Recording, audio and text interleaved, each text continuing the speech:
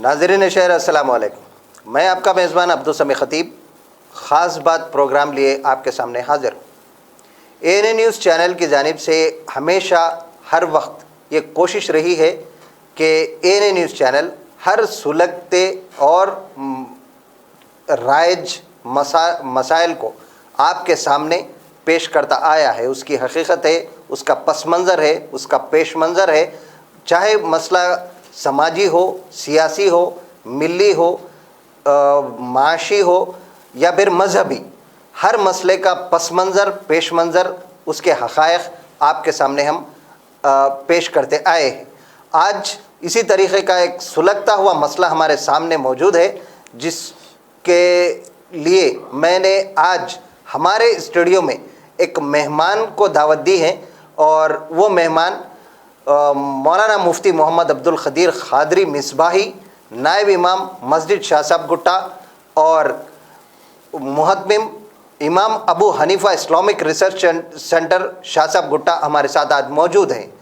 آج کا میرا موضوع ہوگا کہ کسی ایک بیمار شخص نے، بیمار ذہن رکھنے والے نے قرآن کی آیتوں کو ہدف کرنے کا مطالبہ ہی کر ڈالا۔ تو اسی ضمن میں اس مذہبی علوم رکھنے والے اور اس پر کافی گرفت رکھنے والے ایک مفتی صاحب میرے ساتھ آج موجود ہیں۔ مولانا، سب سے پہلے آپ کا میں ہمارے اسٹوڈیو میں خیر مقدم کرتا ہوں، اور اب زیادہ وقت ضائع کرے بغیر آپ سے سوال ہے کہ کلام پاک کی آیتوں کا ہدف کرنے کا مطالبہ سامنے آیا ہے، تو ایک شاید وہ بیمار ذہن کہہ لیجئے یا پھر کچھ اور، کہ اس شخص نے ایک مطالبہ ہی کر ڈالا کہ اس قرآن کا کلام پاک کی کچھ آیتوں کو ہدف کر دیا جائے، تو اس ضمن میں آپ کی کیا رائے ہے یا کیا موقف ہوگا؟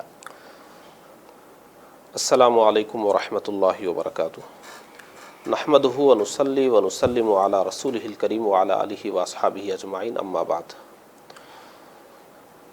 قرآن مجید کوئی آج کی کتاب نہیں ہے، جی، بلکہ قرآن مجید کو دنیا میں نازل ہوئے 1400 سال ہو گئے، جی جی اور 1400 سال سے قرآن مجید کو صرف مسلمان نہیں پڑھ رہے ہیں، جی، بلکہ اس کو مسلمان بھی پڑھتے آ رہے ہیں، غیر مسلم بھی پڑھتے آ رہے ہیں۔ غیر مسلمین میں چاہے وہ یہودی ہو، عیسائی ہو، جی اور بھی کوئی بھی مذہب ہو، جی ہندوستان کے حوالے سے بات کریں جی تو یہاں بھی مختلف مذاہب کے رہنے والے لوگ ہیں، جی سب قرآن مجید پڑھتے ہوئے آئے ہیں، جی، سبحان اللہ، اور یہ بات کتابوں میں لکھی ہوئی ہے، ریکارڈ ہے۔ جی مسلمان تو مسلمان ہے، غیر مسلمین اسکالرز نے بھی، انصاف پسند مصنفین نے بھی اعتراف کیا ہے کہ قرآن مجید ایک ایسی کتاب ہے جو انسانیت کے تقاضوں کو پورا کرتی ہے، جی جی، بے شک انسانی جان کی قدر بتاتی ہے، بے شک،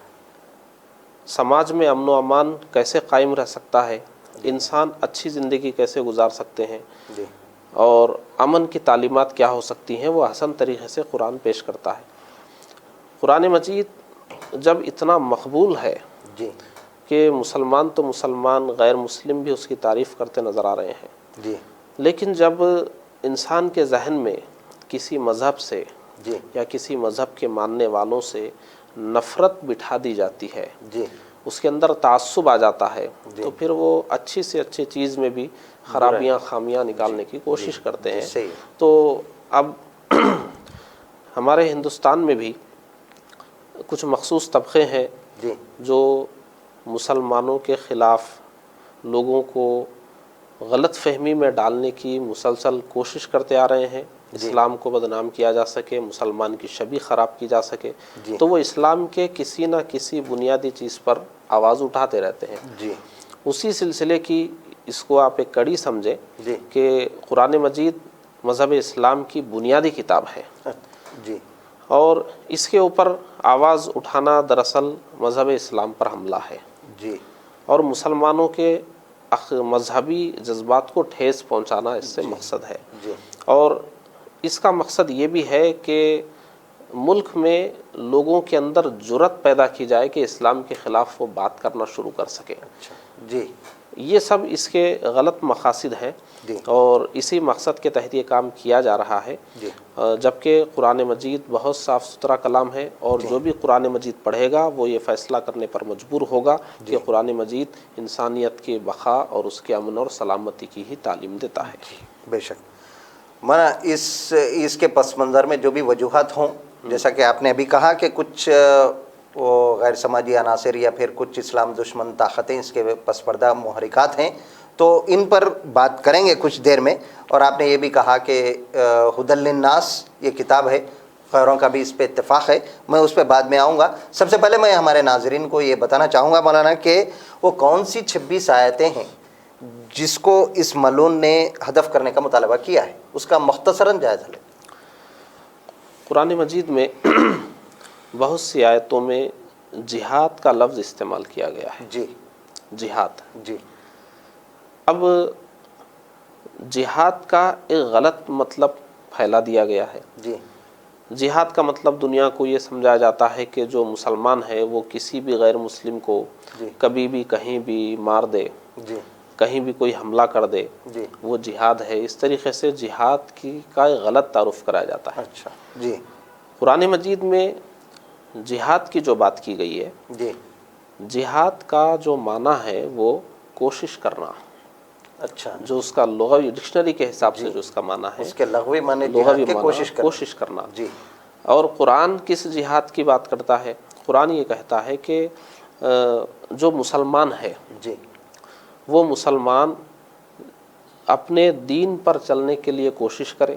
اچھا جی تو اب اس میں دو قسم کا جہاد آتا ہے۔ جی جب قرآن اور حدیث کو ہم پڑھتے ہیں، دو قسم کا جہاد ہوتا ہے۔ جی ایک کو ہم نفس کے خلاف جہاد کہتے ہیں، یعنی اپنے آپ سے لڑنا۔ اپنے آپ سے لڑنا۔ جی پہلے یہ اپنے آپ سے لڑنے والا جو جہاد ہے، جی اس کو سب سے بڑا جہاد کہا گیا قرآن مجید میں۔ یہ کیا ہے میں آپ کو بتاتا ہوں۔ یہ جہاد جی مطلب یہ ہے کہ جو جرائم ہے، کرائم ہے، جی مرڈر کرنا یعنی کسی کا قتل کر دینا، چوری کرنا، ڈکیتی کرنا، رشوت لینا، جی کسی کو ناحق ستانا، جی کسی پہ ظلم کرنا، یہ سب اسلام میں حرام ہے۔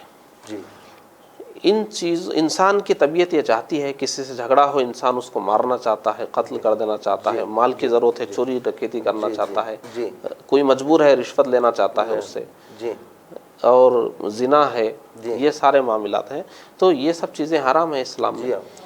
تو انسان کی طبیعت یہ کام کرنا چاہتی ہے، اور قرآن کہتا ہے کہ اپنے آپ سے لڑو، ان کاموں سے خود کو بچاؤ۔ یہ جہاد نفسی ہے، اپنے آپ سے جہاد ہے۔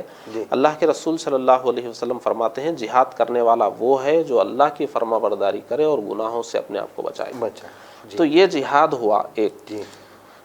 یہ تو کوئی دنیا کا کوئی بھی شخص اس کو غلط نہیں کہے گا۔ دوسرا جہاد کیا ہے وہ میں آپ کو بتاتا ہوں۔ دوسرا جہاد کے کئی ایک شعبوں میں، جہاد کا مطلب صرف جنگ نہیں ہے، لڑنا ہی نہیں ہے، بلکہ جہاد کے کئی ایک شعبوں میں، کئی ایک ڈپارٹ میں ایک لڑنا بھی آتا ہے۔ اچھا وہ کیا ہے جہاد جس کو غلط طور پہ پیش کیا جا رہا ہے؟ دیکھیے، اسلامی حکومت ہے، اسلامک کنٹری ہے، تو ظاہر سی بات ہے اس کی ایک آرمی ہوگی، فوج ہوگی۔ دنیا میں جو بھی ملک ہے، ہر ملک کے پاس ہتھیار ہے، ہر ملک کے پاس آرمی ہے اپنی، پورا ایک ڈپارٹ بنا ہوا ہے، اس کا ایک رول بنا ہوا ہے۔ وہ ہتھیار کس لیے ہے، وہ آرمی کس لیے ہے؟ ملک کے دشمنوں سے لڑنے کے لیے ہے، ملک کی اور ملک میں رہنے والوں کی حفاظت کے لیے۔ ایسے ہی جب اسلامی کنٹری ہوتی ہے، اسلامی حکومت ہوتی ہے، تو اسلامی حکومت کی جو آرمی ہوتی ہے اس کو مجاہدین کہتے ہیں۔ اچھا جی اور جب اس حکومت پر کوئی حملہ کرے گا، یا جو بھی آج کوئی بھی ملک جب جنگ کے لیے تیار رہتا ہے، تو اس کو ہم جو جنگ بولتے ہیں، اسلامی حکومت میں اسی کو ہم جہاد بولتے ہیں۔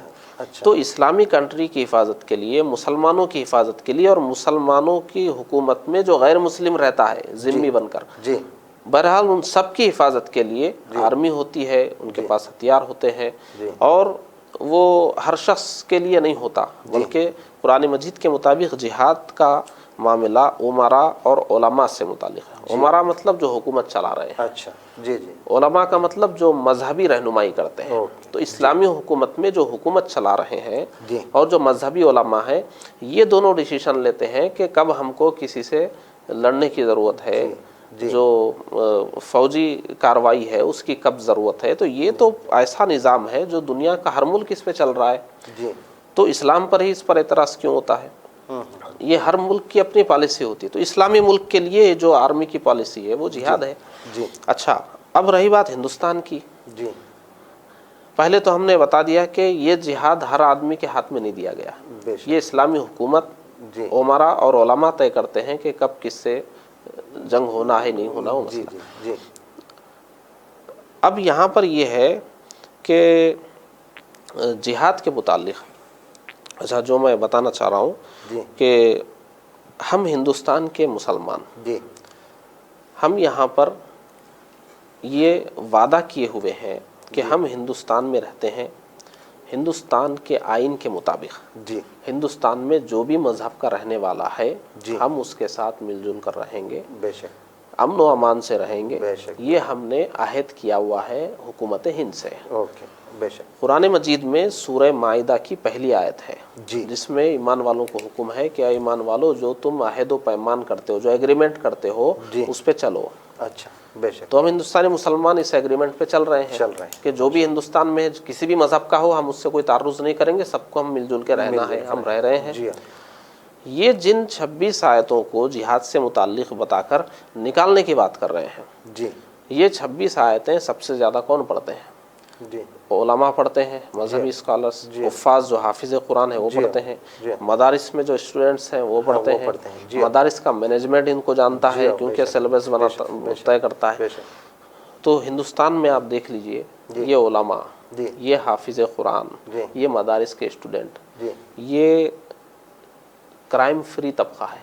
اچھا، ماشاء آپ ایک جائزہ لیجئے، بے شک، قتل بے شک، کے بے کیس کتنے ہیں ہندوستان میں، بے شک، چوری کے کیس کتنے ہیں، رشوت کے کیس کتنے ہیں، ریپ کیس کتنے ہیں، پورے کیسوں کا آپ سروے کر کے دیکھیے اس میں کتنے یہ آیتیں پڑھنے والے ملوث ہیں۔ 0% ہے بالکل، یہ آیتیں جو سب سے زیادہ پڑھتے سمجھتے ہیں وہی ہندوستان میں صاف ستھری زندگی گزار رہے ہیں۔ بے شک، بے شک، بے شک، یہ زمینی حقائق ہیں، جی زمین پر اتر کر اس کو دیکھنا چاہیے، اس جی، کی روشنی میں سمجھنا چاہیے کہ ان آیتوں کے خلاف جو پروپیگنڈا ہو رہا ہے وہ کتنا غلط ہے۔ جو ان آیتوں کو زیادہ سمجھتا ہے وہی صحیح زندگی گزار رہا ہے ہندوستان میں۔ جی تو یہ آیتیں تو ایک آئیڈیل ہیں پورے ہندوستان کے لیے کہ ان آیتوں کو پڑھنے سمجھنے والوں کی زندگی صاف ستھری ہے۔ بے شک، یہ آیتیں قرآن مجید سے ہٹانا نہیں ہے بلکہ انہی آیتوں کی وجہ سے اور اس عملی قسم کی زندگی آیتوں کی وجہ سے مسلمان صاف ستھری زندگی گزار گزار رہا رہے ہے۔ ہیں، بے شک، بے شک، بے شک۔ یہ حقائق ہیں۔ 26 آیتوں کا جو وسیع تناظر میں مولانا نے مطلب و مفہوم بیان کیا ہے، اس کے ساتھ ایک دفاعی نظام کی مثال بھی پیش کی ہے، اور ان جہاد کا بہت ہی پر اثر انداز میں اس کا مطلب بھی بتا دیا ہے کہ یہ ایک نفس کشی ہے، اور ان کے ماننے والے، ان آیتوں پہ چلنے والے یا ان آیتوں کا صحیح ترجمہ کرنے والے اپنی اچھی زندگی گزار رہے ہیں، پاک و صاف ستھری زندگی گزار رہے ہیں۔ تو اس سے مطلب صاف ظاہر ہے کہ ان 26 آیتوں پہ کوئی اعتراض کرنا نہیں چاہیے اور ہونا بھی نہیں چاہیے۔ میں ایک دوسرا سوال یہ ہے کہ ان تمام 26 آیتوں کو دہشت گردی سے جوڑا گیا ہے، تو آپ نے تقریباً اس کا مطلب بیان تو کر دیا، لیکن دہشت گردی سے اس کو جوڑ کے تھوڑا سا تشریح کر دیجیے، چونکہ دہشت گردی کی وجہ بتا کر اس کو ہدف کرنے کا مطالبہ کیا گیا ہے۔ دیکھیے، دنیا میں جہاں کہیں دہشت گردی ہو رہی ہے، جی کسی بھی مذہب کا ماننے والا دہشت گردی کرے، جی اس کو قرآن مجید میں کہیں کوئی دلیل نہیں مل سکتی۔ جی مسلمان ہی نہیں، جی کوئی بھی دہشت گردی کرے، جی، قرآن مجید سے اس کو کوئی سپورٹ نہیں مل سکتا۔ ہوں، اب کچھ اپنے آپ کو مسلمان کہنے والے جی اگر دہشت گردانہ کارروائی کرتے ہیں جی، اور اس کو وہ جہاد کا نام دیتے ہیں، ہوں، تو ان کے صرف ایسا کر دینے سے اس کو قرآن کی تعلیم نہیں سمجھ لینا چاہیے، قرآن کو پڑھنا چاہیے کہ وہ جو کر رہے ہیں کیا قرآن اس کا سپورٹ کرتا ہے۔ اچھا، مذہبی اسکالرس قرآن کی جنہوں نے تشریح تفسیر بیان کی، اس کا ایکسپلین کیا ہے، حدیث کی شرح جنہوں نے لکھی ہے، جو 1400 سال سے اسلام لکھا ہوا ہے، لٹریچر اسلام کا ہے، اسلامی لٹریچر جو کہ اسلامی قانون ہے، وہ اس کو کہاں تک سپورٹ کرتا ہے۔ تو کوئی اگر جہاد کی آیتوں کو لے کر اپنی دہشت گردی پر فٹ کر لیتا ہے تو وہ اس کی پہلی غلطی ہے، اور اس کو صحیح سمجھنے والے کی دوسری غلطی ہے۔ اچھا، اس کو ریسرچ کرنا چاہیے اور دیکھنا چاہیے اسلام میں جہاد کی ایک تعریف ہے، جہاد کے شرائط ہیں، اس کی حدود ہیں، اس میں صاف یہ کہا گیا ہے کہ جب اسلامی جہاد ہوگا تو جو تم سے لڑ رہا ہے تم کو اسی سے لڑنا ہے، غیر متعلق لوگوں کی جان نہیں لی جائے گی، عورتوں کی جان نہیں لی جائے گی، بچوں کی جان نہیں لی جائے گی، بوڑھوں کی جان نہیں لی جائے گی، املاک کو نقصان نہیں پہنچایا جائے گا۔ تو جو آدمی عام شہریوں پر حملہ کرتا ہے، کسی عمارتوں پر حملہ کرتا ہے، یا پھر املاک کو نقصان پہنچاتا ہے، یا خودکش حملے کرتا ہے، تو اس کے لیے اسلام میں کوئی دلیل اس کے لیے نہیں ملتی ہے، اسلام سے کوئی سپورٹ اس کو نہیں ملتا ہے۔ تو لوگ بھی یہ سمجھ رہے ہیں کہ اسلام ایسی تعلیم نہیں دیتا، لیکن جو اسلام کو بدنام کرنا چاہتے ہیں، اس کی شبیہ خراب کرنا چاہتے ہیں، وہ جانتے بوجھتے ہوئے سازشاً ایسا کر رہے ہیں۔ یہ ان کی سازش ہے۔ دہشت گردانہ حملوں سے، دہشت گردانہ کارروائیوں سے قرآن کی ان آیتوں کا کوئی تعلق نہیں ہے، کوئی جوڑ کے نہیں بتا سکتا۔ اوکے مولانا، دوسرا سوال یہ ہے کہ کچھ دیر پہلے آپ نے ذکر کیا تھا کہ کچھ غیروں نے بھی کلام الہی پر اتفاق کیا ہے، اس کو مانا ہے، تو یہ تو ایک رائے ہدایت ہے جس پر غیروں کا بھی اتفاق ہے۔ تو پھر اس کو جب کہ غیر بھی اس کتاب کو ہدی للناس مانتے ہیں، راہ ہدایت مانتے ہیں، تو اب اپنوں نے اس کو غلط ثابت کرنے کی کوشش کی ہے، تو یہ کیا آپ کی نظر میں کیا ہے؟ یہ کہ خود کو خاتمہ کر لینے کے مترادف ہے، یا پھر یہ بیمار ذہن کی علامت ہے، یا پھر اس کا غلط ترجمہ یہ خود سے اس کا ترجمہ خود سے اپنے آپ یہ نکالیے؟ اسلام کی تاریخ میں ہمیشہ سے کچھ ایسے لوگ مسلمانوں کی صفوں میں رہے ہیں جو خود کو مسلمان بولتے ہیں لیکن دشمنان اسلام کا کام کرتے ہیں۔ وہ اپنے ہوتے ہی نہیں ہیں، وہ غیر ہی ہوتے ہیں، اپنوں کے لباس میں آ جاتے ہیں، یا اپنے ہی تھے تو وہ بک جاتے ہیں، اور غیر ان کو اپنا اعلی کار بنا لیتے ہیں۔ اب تو یہ کارروائی کرنے کے بعد، یہ ملعون رضوی جو ہے، یہ کارروائی کرنے کے بعد تو یہ اسلام میں رہے ہی نہیں۔ خود ان کے یہ جس فرقے سے تعلق رکھتے ہیں، ان کے فرقے کے لوگوں نے بھی ان کو اسلام سے خارج ہونے کا فتویٰ دے دیا ہے۔ تو جو قرآن مجید پر انگلی اٹھائے وہ تو خیر اپنا رہا ہی نہیں۔ اچھا یہ ہوا کہ بے نقاب ہو گئے، اپنا سمجھ کر نقصان ہو رہا تھا، بے نقاب ہو گئے۔ اور دشمنان اسلام ہمیشہ یہی چاہتے ہیں کہ ہم کوئی بات کہیں گے تو ایک عام مسلمان ہم کو دشمن سمجھتا ہے، تو ہماری بات پر وہ دھیان نہیں دے گا، اس پہ کچھ اسٹڈی نہیں کرے گا، اس کو توجہ نہیں دے گا۔ مسلمانوں میں سے ہی کسی کو خرید لیا جائے، وہ جب آواز اٹھائے گا تو لوگ سوچیں گے کہ بھائی یہ خود بھی مسلمان ہے، پیدا ہوا مسلمانوں میں، بڑا ہوا مسلم کمیونٹی سے ہے، یہ جب آواز اٹھا رہا ہے تو کچھ نہ کچھ اس میں صحیح بھی ہے، سچائی بھی ہے، یہ ایسا سوچیں گے۔ اس سازش کے تحت وہ سوچتے ہیں کہ مسلمانوں میں سے ہی کسی کو خریدا جائے، کسی کو اعلی کار بنایا جائے، اور ان کی زبانی اپنی بات کہلوائی جائے۔ لیکن یہ بات ایسی ہے کہ ان کا مسلمانوں نے ایک طرفہ رد کر دیا ہے، حتیٰ کہ آپ نے دیکھا ہوگا کہ ان کے گھر کے لوگوں نے بھی ان کا بائیکاٹ کر دیا۔ مولانا، آپ نے کہا کہ یہ ایک کسی خاص فرقے سے تعلق رکھتے ہیں، اور بڑی اچھی بات ہے کہ میں نے بھی یوٹیوب پہ اور نیوز چینلز میں دیکھا ہے کہ ان کے خود اپنے فرقے کے لوگوں نے اس سے ان کی حرکت کو انتہائی بزدلانہ حرکت قرار دیتے ہوئے ان کو ایک بیمار ذہن بتایا ہے، اور کئی طریقے کے بیانات بھی آ رہے ہیں، مذمتی بیانات ہیں، قانونی کارروائی کی جا رہی ہے، یہ سارے چیزیں ہیں۔ لیکن ایک اسی تناظر میں ایک سوال میرا یہ آپ سے ہے کہ رضوی کا یہ غلط مطالبہ جو سامنے آیا ہے اس کی کیا وجوہات ہو سکتی ہیں؟ یعنی کن وجوہات کی بنا پہ، کن حقائق کی بنا پہ، یا وہ کون سے فیکٹرز ہوں گے جن کی بنا پہ یہ شاید ایسا کر چکا ہو؟ دیکھیے بالکل ظاہر بات ہے، کوئی ڈھکی چھپی بات نہیں ہے.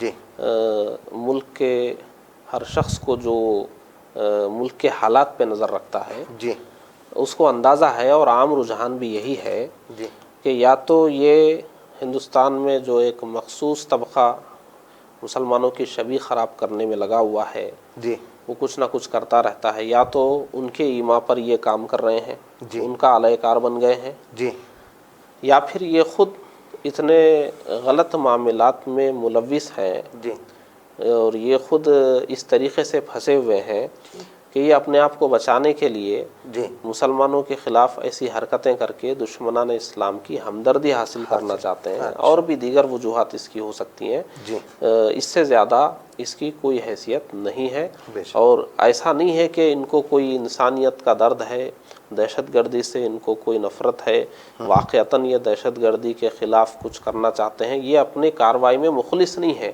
یا تو یہ اعلی کار ہیں جی یا اپنے بچاؤ خود کے غرض. لیے دشمنان اسلام کی ہمدردی حاصل کرنے کے لیے ایسا کرنا چاہتے ہیں. اور ان کے تعلق سے بہت مشہور بھی ہے کہ یہ اس طرح کے معاملات میں ہمیشہ ملوث رہتے ہیں اور بہت چیزوں میں یہ خود بھی پھنسے ہوئے ہیں. تو ان کا کام ہی ایسا ہے، اور ان کے سرگرمیوں کو دیکھتے ہوئے ہندوستان کے لوگوں کو سمجھ لینا چاہیے کہ ان کی باتیں قابل توجہ ہے ہی نہیں. اوکے، میں یہ بات تو بالکل صحیح ہے کہ ملک بھارت کا ایک بڑا طبقہ، چاہے وہ غیر ہوں یا مسلم، پڑھے لکھے ہوں یا عام آدمی، سارے لوگوں کو ان کا ماضی سے وہ بخوبی واقف ہیں کہ ماضی میں بھی کئی طریقے کے چیزیں سامنے آئی ہیں ان کے ذریعے سے، وہ سارے ہندوستان کے لوگ جانتے ہیں. لیکن اب میں یہ جاننا چاہوں گا کہ شریعت کی روشنی میں اگر کوئی اپنا یا غیر اس طریقے کا کوئی اقدام کرتا ہے، مطالبہ کرتا ہے جو انتہائی غلط ہو، تو اس کے لیے کیا حکم ہے؟ اور وہ بھی ایسے ملک میں جو جمہوری ملک ہو، اسلامی ممالک نہ ہو، تو ایسی جگہوں پہ شریعت میں اس کا کیا حکم ہے؟ دیکھیے شرعی اعتبار سے حکم یہ ہے کہ قرآن مجید کی جی جتنی آیات کریمہ ہے جی ہر آیت پر ایمان لانا مسلمان کے لیے لازم ہے، جی اور اس کی ہر آیت کو اللہ کا کلام سمجھنا لازم ہے. جی اور یہ صاحب جو کہہ رہے ہیں کہ یہ 26 آیتیں جی اللہ کا کلام نہیں ہے بلکہ خلفائے ثلاثہ جی سیدنا ابو بکر صدیق، سیدنا عمر فاروق، سیدنا عثمان غنی رضی اللہ عنہم اجمعین نے جی ان آیتوں کو بڑھایا ہے اپنی طرف سے، جی اس طریقے کی یہ جو بات کر رہے ہیں، جی یہ گویا یہ کہہ رہے ہیں کہ ان 26 آیتوں کو میں اللہ کا کلام نہیں مانتا، جی یہ انسانوں کا کلام ہے، جی یہ کہنا چاہ رہے ہیں. جی اور شریعت کا حکم یہ ہے کہ قرآن مجید کی ہر آیت پر، جو قرآن مجید ہمارے سامنے ہے یہ وہی ہے جو اللہ نے نبی پر نازل فرمایا، نبی نے صحابہ کرام کو دیا اور تمام صحابہ نے اس کو جمع کیا، پوری امت تک پہنچایا. اس کی ہر آیت پر ایمان لازم ہے.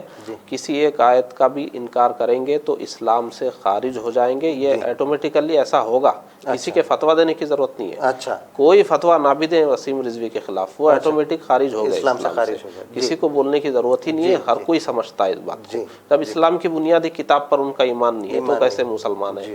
یہ ہو گیا. باقی رہی ملکی اعتبار سے، جی تو ملکی اعتبار سے بھی صرف مسلمانوں کو نہیں، ہندوستان میں جتنے بھی مذہب کے ماننے والے ہیں سب لوگوں کو خطرہ ہے اس کارروائی سے. اچھا، اس لیے خطرہ ہے کہ آج وسیم رضوی قرآن کی آیتوں کو لے کر جا رہے ہیں، جی کل کوئی اور دوسرے مذہب کی کتاب لے کر سپریم کورٹ جائے گا کہ ان کو نکالو، کوئی اور مذہب کی لے کے جائے گا. تو یہ جو امن و امان کے ساتھ تمام مذاہب جی رہے ہیں، اپنی اپنی کتابوں پر چل رہے ہیں، یہ ایک الگ جنگ شروع ہو جائے گی. جی تو صرف مسلمانوں کے لیے یہ سوچنے والی بات نہیں ہے. ہندوستان میں جتنے مذہب کے ماننے والے ہیں سب کے لیے یہ خطرے کی گھنٹی ہو سکتی ہے. یہ سلسلہ شروع ہوا تو آج مسلمان دفاعی کارروائی کے لیے سپریم کورٹ گئے ہیں، کل ہر ایک کو جانا پڑے گا.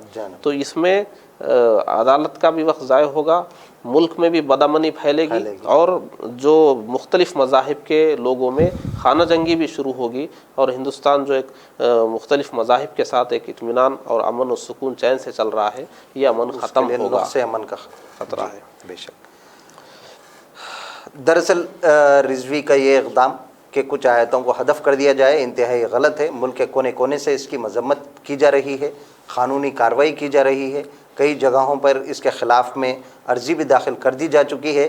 لیکن دیکھنا یہ ہے کہ ایک بات تو بالکل واضح یہ ہے کہ سیاست بڑی اچھی چیز ہے اور سیاست کے ذریعے سے ملک کی خدمت کی جا سکتی ہے، لیکن ایسی بھی کیا سیاست کہ اپنے آقاؤں کو راضی کرنے کے لیے، خوش کرنے کے لیے خود اپنے مذہب پہ خود ہی کلاڑی مار لیں۔ اور کئی علماء اکرام، جیسا کہ ابھی آپ مفتی صاحب سے آپ نے سنا کہ خود ان کے فرقے کے لوگ اور دیگر علماء اکرام، مشائخ اعظام، اکابرین حضرات نے انہیں فتویٰ نہ بھی دے تب بھی یہ اسلام سے خارج ہیں۔ تو اس لیے کہ انہوں نے کتاب اللہ کو، کلام الہی کی کچھ آیتوں کو ماننے سے سرے سے ہی انکار کر دیا، تو جب منکر ہو جائیں گے کسی آیت کا یا کسی آسمانی آیتوں کا تو اسلام سے خارج ہونا بالکل بجا ہے۔ دیکھتے رہیں گے۔ ابھی ایک چھوٹا سا وقفہ لیتے ہیں، وقفے کے بعد پھر سے مولانا کے ساتھ میں اپنی بات جاری رکھوں گا، کہیں جائیے گا مت۔ چھوٹے سے وقفے کے بعد دوبارہ آپ کے سامنے حاضر ہوں۔ మీ సంపూర్ణ ఆరోగ్య దంతసిరి కోసం మహబూబ్ నగర్ జిల్లాలో ఆధునిక పరిజ్ఞానంతో వైద్యం అందిస్తున్న ఏకైక డంటల్ హాస్పిటల్ గాయత్రి దంత వైద్యశాల। మీ యొక్క దంత సమస్యల కోసం చక్కటి పరిష్కారం అందిస్తూ ఎన్నో ఏళ్లుగా దంత సమస్యలతో బాధపడే వారికి అద్భుతమైన పరిష్కారం అందిస్తోంది మా వైద్యశాల। మా గాయత్రి మల్టీ స్పెషాలిటీ డెంటల్ హాస్పిటల్లో ప్రముఖ దంత వైద్యులు డాక్టర్ దిలీప్, డాక్టర్ గాయత్రి గార్ల ఆధ్వర్యంలో ప్రత్యేక చికిత్సలు చేయబడును। మా వైద్యశాలలో ఒకే సిట్టింగ్లో రూట్ కెనాల్ చికిత్స చేయబడును। రూట్ కెనాల్ ట్రీట్మెంట్ ఎత్తు మరియు వంకర పళ్లను సరిచేయబడును। పళ్ళు లేని వారికి శాశ్వత పరిష్కారం, ఫ్లోరోసిస్ పళ్లకు కాస్మెటిక్ చికిత్స, చిగుళ్ళ వ్యాధులకు ప్రత్యేక చికిత్స, స్మైల్ డిజైనింగ్, అన్ని వయసుల పిల్లలకు ప్రత్యేకమైన చికిత్స, డెంటల్ ఇంప్లాంట్స్, లేజర్ సర్జరీస్ మా ప్రత్యేక చికిత్సలు। మా గాయత్రి దంత వైద్యశాలలో ప్రభుత్వ ఉద్యోగులకు రీఎంబర్స్మెంట్ సౌకర్యం కలదు। మీ సంపూర్ణ ఆరోగ్య దంతసిరి కోసం సంప్రదించండి మా గాయత్రి దంత వైద్యశాల। మా చిరునామా రాజేంద్ర నగర్, మహబూబ్ నగర్। మీరు సంప్రదించవలసిన మా ఫోన్ నెంబర్లు 8985000587, 08542223232। नाज़रीन, वक्फे के बाद दोबारा आपका हमारे इस ख़ास बात के प्रोग्राम में खैर मक़दम है। बात हो रही थी कि किसी एक बीमार जहन के फ़र्द ने किताबुल्लाह के कुछ आयतों को हदफ करने का मुतालबा कर डाला, जिसकी वजह से मुल्क के गोशे गोशे से उलमा इकराम सामने आके अपने अपने बयानात या पूरी कौम को सब्र व तहम्मुल का मशवरा देते हुए पूरी कौम की रहनुमाई फ़िल वक्त कर रहे हैं। इसी तरीक़े से मैं अब हमारे आज के जो मेहमान मुफ्ती साहब मौजूद हैं उनसे ये सवाल करूँगा कि मौलाना, इस तनाजुर में मुसलमानों का क्या रद्द-ए-अमल होना चाहिए कि एक मुतालबा जो गैर मुतवक्को था, गैर ज़रूरी है और इंतहाई गलत है, हर आम व ख़ास इसको जानता है, तो ऐसा मुतालबा जब सामने अचानक आ जाए तो अब हमारा क्या रद्द-ए-अमल होना चाहिए, आम आदमी का क्या रद्द-ए-अमल? देखिए, सबसे पहली बात हमको ये ज़हन में रखना चाहिए कि कुरान मजीद की हिफाजत जी खुद कुरान मजीद में फ़रमाया गया कि अल्लाह रब्बुल आलमीन फरमा रहा है। जी बेशक। और कुरान मजीद में 26 आयतें तो क्या, जी एक आयत भी दुनिया की कोई ताकत नहीं निकाल सकती। बेशक बेशक। कुरान मजीद मुसलमानों के सीनों में महफूज है बेशक और मुसलमान उसकी तालीम का एहतमाम करते हैं। बेशक मुसलमान इसके मोहताज नहीं है कि कुरान कहीं लिखा हुआ रहे तभी महफूज रहेगा। बेशक। सीनों में मुसलमान 1400 साल से महफूज करते आ रहे हैं। सुभान अल्लाह। और ये बिल्कुल नामुमकिन बात है कि कुरान मजीद से 26 आयतें निकालेंगे। बेशक। मुसलमानों में ये जो गम और गुस्से की लहर है, जी ये इस वजह से नहीं है कि हमारे कुरान से 26 आयतें निकाल दी जाए, इसलिए नहीं है। जी मुसलमान मुतमईन है कि किसी में वो ताकत नहीं है कि कुरान मजीद की आयतें निकाल सके। माशाल्लाह, बहुत बड़ी। मुसलमान का गम और गुस्सा इसलिए है जी। कि कुरान मजीद के तौहीन की जा रही है और कुरान मजीद کے خلاف اتنی جرأت کی جا رہی ہے اور اس پہ ایک الزام لگایا جا رہا ہے دہشت گردی کا ان آیتوں کی تعلیم کے ذریعے، یہ غم اور غصہ ہے، یہ ڈر نہیں ہے کہ آیتیں نکال دی جائے گی۔ دوسری بات، اب ماہرین قانون بعض یہ بھی کہہ رہے ہیں کہ قرآن مجید کی آیتیں حذف کرنا یہ خود سپریم کورٹ کے اختیارات سے باہر کی چیزیں ہیں۔ اور ماہرین قانون یہ بھی کہہ رہے ہیں کہ انہوں نے جو یہ عرضی داخل کی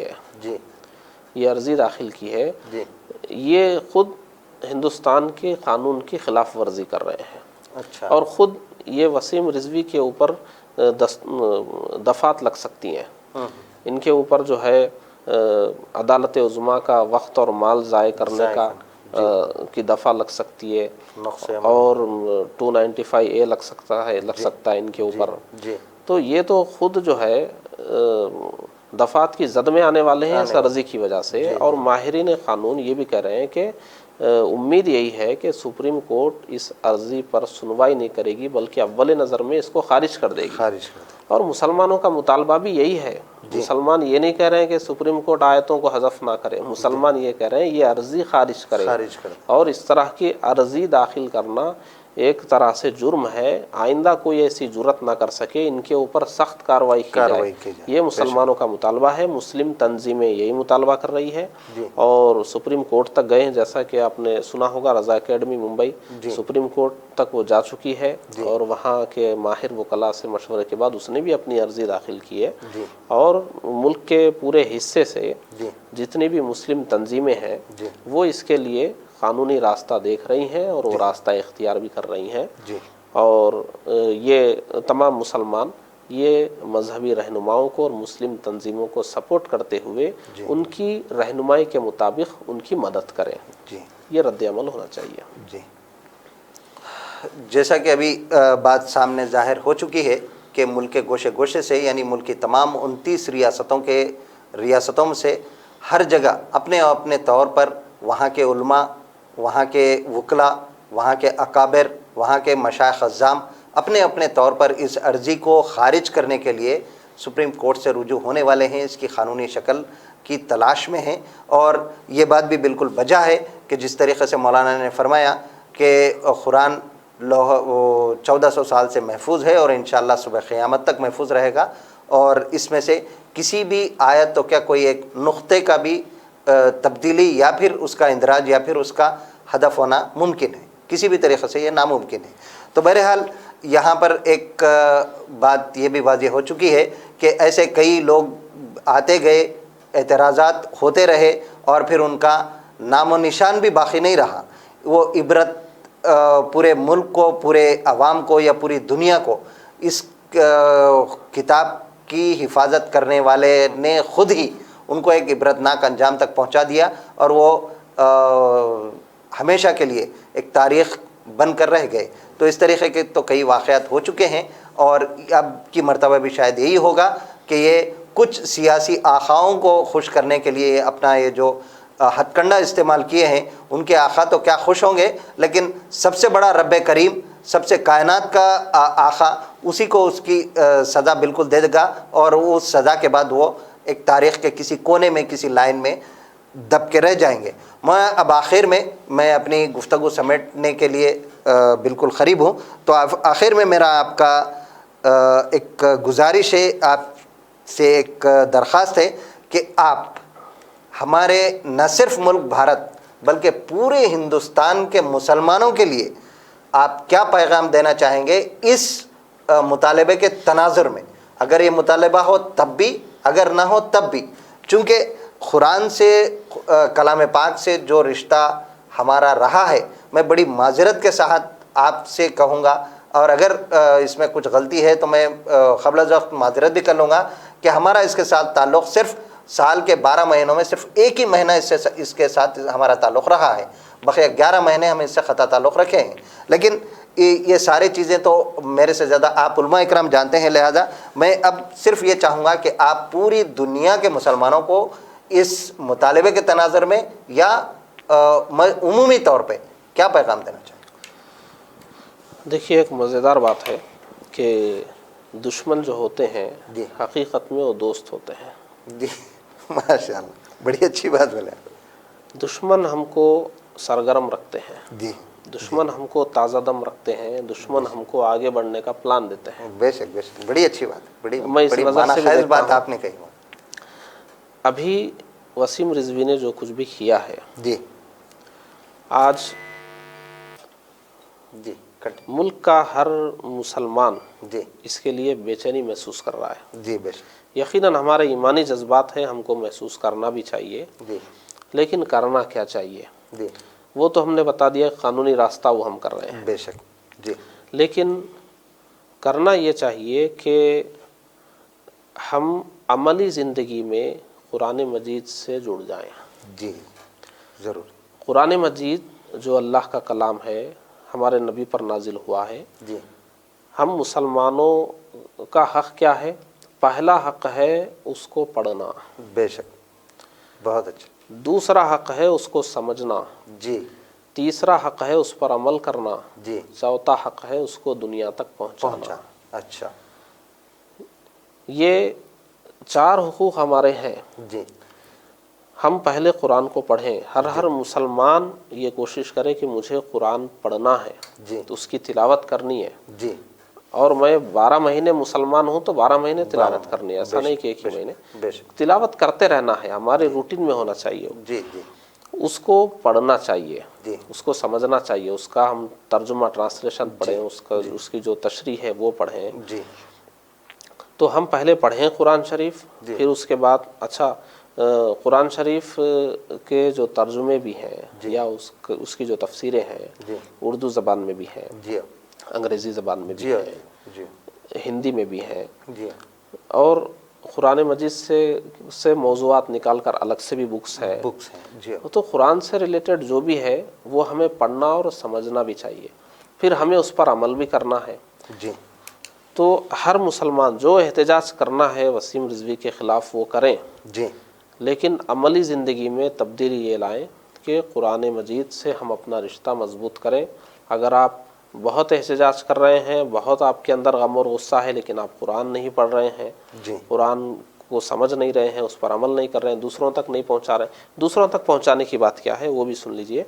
हमारे मुल्क में जो गैर मुस्लिमीन का न्यू जनरेशन है, जी जिनका जहन अभी बन रहा है, अभी वो होश संभाले हैं, जी, तो वो जिस किस्म का माहौल देख रहे हैं, कोशिश ये हो रही है कि उनको मुसलमान को एक दुश्मन बनाकर दिखाया जाए, इस्लाम को एक दहशतगर्दाना मज़हब बनाकर दिखाया जाए, कुरान को एक दहशतगर्दी की किताब बनाकर दिखाए। उनका जहन ऐसे ही माहौल में नशोनुमा पा रहा है, वो ऐसे माहौल में बड़े हो रहे हैं। तो हमारी ज़िम्मेदारी ये है कि गैर मुस्लिमीन का जो न्यू जनरेशन है उन तक हम, अब हिंदुस्तान का एक बड़ा तबका हिंदी बोलता है, हिंदी पढ़ता है गैर मुस्लिमीन का, कुछ इलाक़ाई ज़बानें भी हैं और रोमन उर्दू का भी सहारा ले सकते हैं। हम कुरान मजीद की सही तालीमात गैर मुस्लिमीन के न्यू जनरेशन तक पहुँचाएँ। हर एक का जहन मुतासिब नहीं होता, हर कोई किसी की बातों में नहीं आता, रिसर्च करने का भी जहन रखने वाले हैं, हक़ तक पहुँचने की तलाश रखने वाले भी हैं, जुस्तुजू रखने वाले भी हैं। ऐसे जो इंसाफ पसंद होंगे न्यू जनरेशन में, वो इस्लाम को सही समझेंगे मुस्तक़बिल में, और इस तरह की कार्रवाइयाँ इस्लाम के ख़िलाफ़ होंगी तो वो उसका रद्द करेंगे या कम अज़ कम उसका साथ नहीं देंगे, खामोश तो रहेंगे। तो ये हमारी ज़िम्मेदारी। और अभी ये जिस रज़ा एकेडमी ने ये जो कुरान के ख़िलाफ़ जो सरगर्मियाँ हैं सुप्रीम कोर्ट तक गई है, इसी रज़ा एकेडमी ने कुरान मजीद का तर्जुमा और उसकी तशरीह रोमन उर्दू में छापी है।